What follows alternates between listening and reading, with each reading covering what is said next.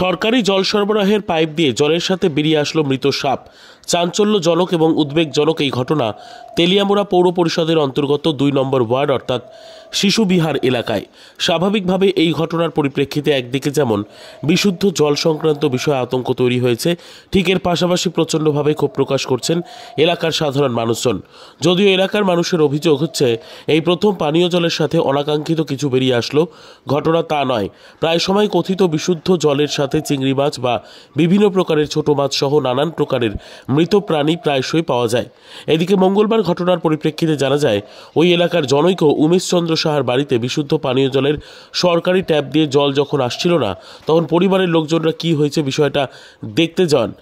তখন দেখা যায় পাইপের মাথায় মৃত সাপ আটকে রয়েছে। এই দৃশ্য দেখে শুধুমাত্র উমেশ চন্দ্র সাহার পরিবারের লোকজনদের না, গোটা এলাকার সাধারণ মানুষের আতঙ্ক তৈরি হয়। এলাকার মানুষ একাধারে ক্ষোভ প্রকাশ করার পাশাপাশি এই প্রকারের ঘটনাগুলো যাতে আগামী দিনে না ঘটে তার জন্য কর্তৃপক্ষ ব্যবস্থা গ্রহণ করুন এই দাবি করছে। এখানে বিভিন্ন মহল অফ ক্যামেরায় অভিযোগ করছে, দিনের পর দিন DWS দপ্তরের দৌলতে তেলিয়ামুড়া পৌর এলাকায় পানীয় জল সরবরাহ নিয়ে দিনের পর দিন অভিযোগ উঠেছে, অথচ দপ্তরের ঊর্ধ্বতন কর্তৃপক্ষ থেকে শুরু করে কর্মচারীদের কোনো হেলদোল নেই। এখন জলের সাথে মৃত সাপ বেরিয়ে আসার পর কর্তৃপক্ষের টনক নড়ে কিনা এটাই দেখার বিষয়। শিশুবিহার ২ নম্বর ওয়ার্ড সকালে জল আয় না পাইপটা দিয়ে আমি ওই জলটার মধ্যে কি টাটকে রয়েছে, পাইপটা টান দিয়ে দিয়ে একটা সাপ ফুল্লা রয়েছে। তারপরে সবাই আইলো দেখলো, মানে এই সাপটা কি মরা নাই?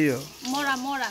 আচ্ছা, তারপরে পাইপটা টান দিছে, এবার জলটা কোনো রকমে বাইরে না। তারপরে হ্যাঁ বাবা এটারে খুললা টান না দেখছে এটার মধ্যে এই মতো সাপ মরে রয়েছে। এটা কিসের মানে জলটাকে সাপ্লাই না? সাপ্লাইয়ের জল। এই জল দিয়ে তো আমরা ঘরে ফিল্টারে জল দিতাছি, বাচ্চা স্নান করতেছে, বাচ্চারা জল খাইতেছে, ঠাকুর করে পূজা দিতেছে এই জল দিয়ে। ওই কি করবেন এই ব্যাপারে?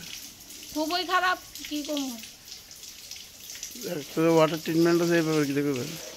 তাহলে তারা তো কোথাও বিশুদ্ধ জল দিতেছে, জল সিদ্ধ করে জল ফাটায়। তাহলে এইসব জলের মধ্যে আমরা প্রায় সময় জলের মধ্যে মাছ পাই, চিংড়ি মাছ থাকে, ছোট মাছ থাকে। বাচ্চারা আর ওই মাছ লইয়া খেলাধুলা করে, এই মাছ জলের মধ্যে থাকে। খুবই খারাপ। কার বাড়ি এটা? এটা আমার শ্বশুর এখন নাই, উমেশ চন্দ্র সাহা। এই ব্যাপারে জানাইছেন দপ্তরে? আমরা তো জানি না, আজকে তো প্রথম দেখলাম। মাছ পাই দে তখন আর কিছু জানাইছে না, কিন্তু অক্ষণের বিষয়টা তো খুব খারাপ বিষয় দেখা গেল। দপ্তরের কারণে জানাইছেন না? জানাই, এদিকে আমরা এদিকে যারা আছে তারা ডাক্তার ডিসি দিয়া সবাই দেখছে কি অবস্থা। দপ্তরের কারণে জানাইছেন না? আমরা তো জানাইছি না। কই ফলাই বাইরে রে? না না দেন না, ওই এদিকে কলা গাছের নিচে ফলাই দিয়ে।